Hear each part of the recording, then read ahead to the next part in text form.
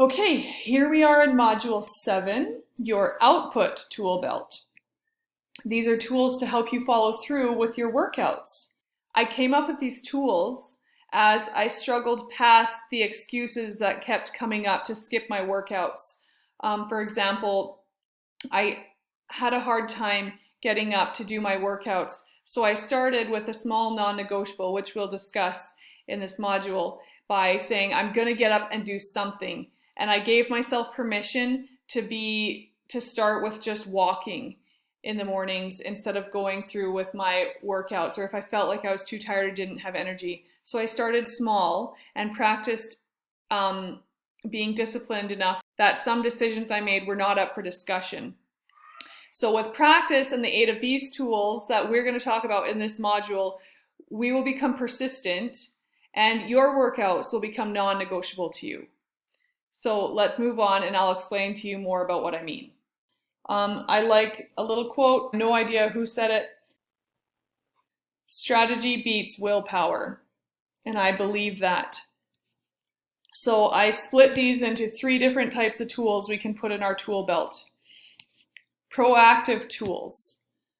Me and my sister, as we were talking about this, we both felt like the hardest part is showing up, is what she called it.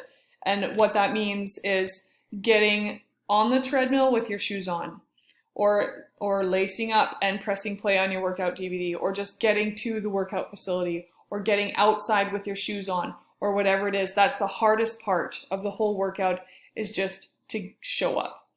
So these are things to help you show up even when it's hard.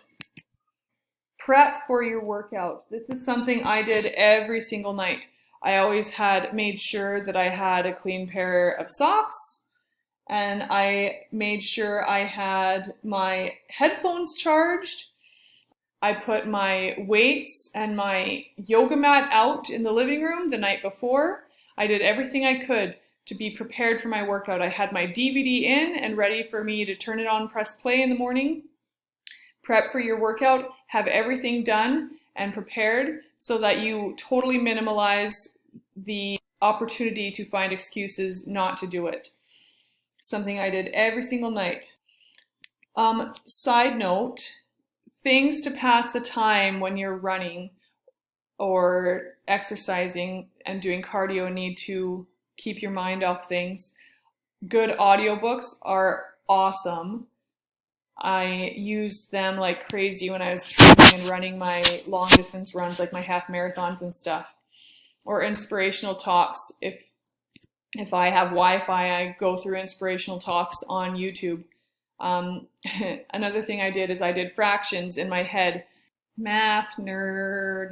And I would, if I was running for half an hour, as soon as I was 3 minutes in, I'd be like, ooh, I'm 1/10 of the way done. And I'd try and figure out do the fractions in my head of how far I was in my workout.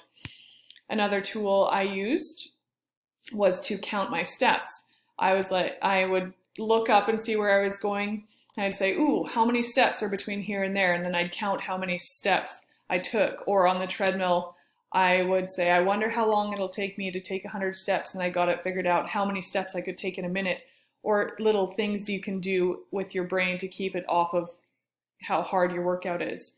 Or set micro goals with your distance. Like, for example, if you look up and you see, well, your next corner, your next turn you're going to take, say, I want to get there by this time, and then you break your run into a whole bunch of different micro goals with the distance you're running. Or do the car games that you do with your kids when you're driving places, like the ABC game. You have to find the ABCs in order on signs. There's lots of things you can do to pass the time when you're doing your long, slow distance or your bike riding outside or whatever it is you want to do. Anyways, moving on.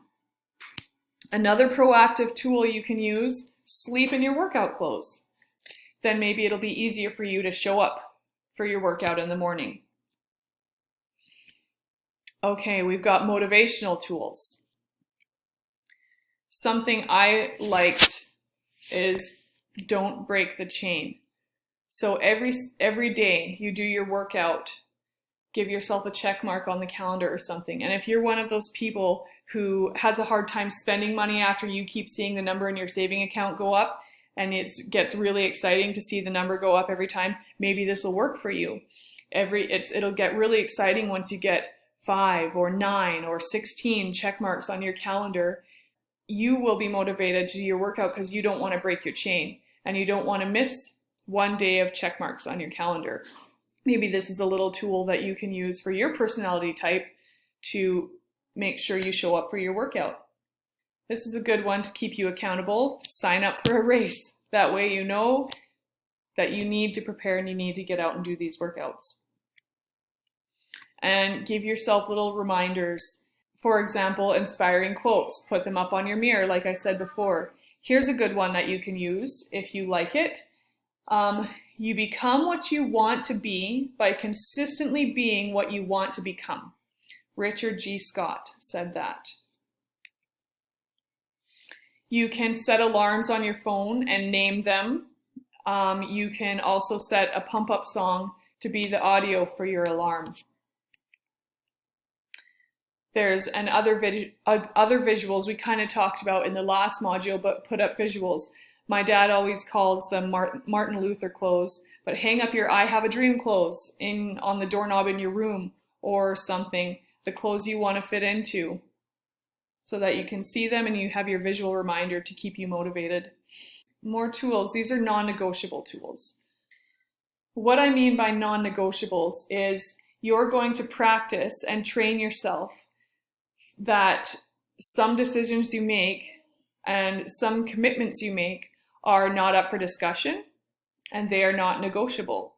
So you can practice other smaller things and train yourself to work up to the big workouts and the big things that are tough for you, and train yourself that those things become non-negotiables. And soon you will be good at having non-negotiables and your workout can become a non-negotiable for you.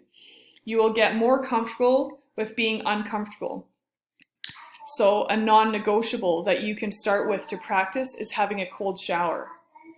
Or a non-negotiable you can start with is to go to bed 30 minutes earlier and get up 30 minutes earlier. Maybe before you can be disciplined enough to do your workout, you need to practice something a little bit smaller, and that's your bedtime and your wake up time. That becomes a non-negotiable to you. Or maybe, for example, something else you can start with to train yourself to have non-negotiables is to start every day with a relaxation breathing technique or something. But train yourself that when you make a decision, you are committed and you are dedicated and that it's not up for discussion. So now you're equipped to finish your step 3 in the goal setting outline in module 2. From way back when, you can use the things you've learned, these little tools in your tool belt to help you follow through with your output, and tools that I've given you to help you follow through with your input plan, with your caloric deficit plan. But so now your assignment is to choose 1 or 2 tools to implement now to help you follow through with your plan to increase your energy expenditure for module 4. And then you're going to piece it all together to finish your micro goals and your plan of action from module 2, and you'll be done setting your goal. I hope these are helpful to you because they've been so helpful to me. And you guys are so capable and have so much potential. Sometimes we forget. And these are the little things that we can use to remind ourselves that we can do it and we will do it. Yay! Good luck.